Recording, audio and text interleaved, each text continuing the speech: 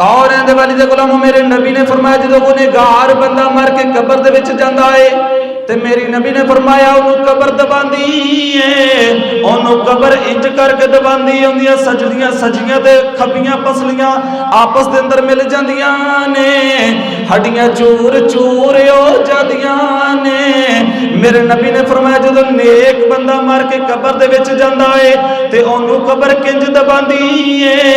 गुनहगार नूं ते इंज दबांदी होंदी है पसलियां चूर चूर हो जांदियां ने, ते नेक बंदे नूं इंज कबर दबांदी इंज कबर नेक बंदे नूं दबांदी है जिवें मां अपने पुत्र नूं गोद दे विच लैके अपने बच्चे नूं गोद दे विच रख के दबांदी है, इंज नेक बंदे नूं कबर दबा के उन्होंने बड़े प्यार दे नाल सवांदी है। हुजूर अलैहिस्सलाम ने अपने सहाबा नूं फरमाया, अपने गुलामां नूं सामने बिठा के फरमाया कि ऐ मेरे गुलामों, फरमाया कि जो बंदा मर के कबर दे विच जांदा है, मैं तमहीद इस वास्ते नहीं बनी चुके टाइम थोड़ा है, तो मैं चाहना कि जल्दी जल्दी गुफ्तगू शुरू की जाए और ज़्यादा गल्लां दसियां जान। नबी अलैहिस्सलाम ने फरमाया ऐ मेरे गुलामों, जो कोई बंदा मर के कबर च जांदा है, तो जो नेक जांदा है या जो गुनहगार जांदा है, गुनहगार भी जांदा है तो उन्होंने कबर दबांदी है, नेक बंदा भी जो कबर दे विच जांदा तो उन्होंने कबर दबांदी है, दोनों बंदियां नूं कबर दबांदी है। और दबाण दे विच फर्क है, नेक बंदे नूं कबर किस तरह दबांदी है, गुनहगार बंदे नूं कबर किस तरह दबांदी है। फिक्रे आखरत लैके बैठे हो, इस साले सवाब दी महफिल दे विच बैठे हो, तो मैं तुहानूं दसना चाहना कि हुजूर अलैहिस्सलाम ने फरमाया कि नेक नूं किस तरह दबांदी है और गुनहगार नूं किस तरह दबांदी है। हुजूर अलैहिस्सलाम ने फरमाया कि जदों एक गुनहगार बंदा मर के कबर च जांदा ते कबर इस तरह उन्होंने दबांदी कि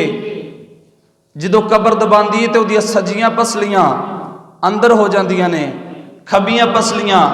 अंदर हो जांदियां ने। हुजूर अलैहिस्सलाम ने फरमाया कि पसलियां चूर चूर हो जांदियां ने, हड्डियां चूर चूर हो जांदियां ने। जो एक गुनहगार बंदा कबर दे अंदर जांदा है, हुजूर अलैहिस्सलाम ने इस तरह करके उंगलां दे विच उंगलां पा के विखाया।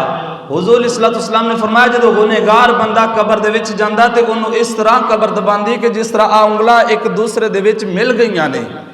हुजूर अलैहिस्सलाम ने फरमाया कि इस तरह गुनहगार दी पसलियां मिल जांदियां ने, आपस दे अंदर मिल जांदियां ने। ते जो नेक बंदा कबर दे अंदर जांदा है उदों की हाल हुंदा है। कौरें दे वाली दे गुलामों मेरे नबी ने फरमाया जो गुनहगार बंदा मर के कबर दे विच जांदा है ते मेरी नबी ने फरमाया उन्होंने कबर दबांदी है, उन्होंने कबर इंज करके दबांदी होंदियां सजदियां सजियां ते खबियां पसलियां आपस दे अंदर मिल जांदियां ने, हड्डियां चूर चूर हो जांदियां ने।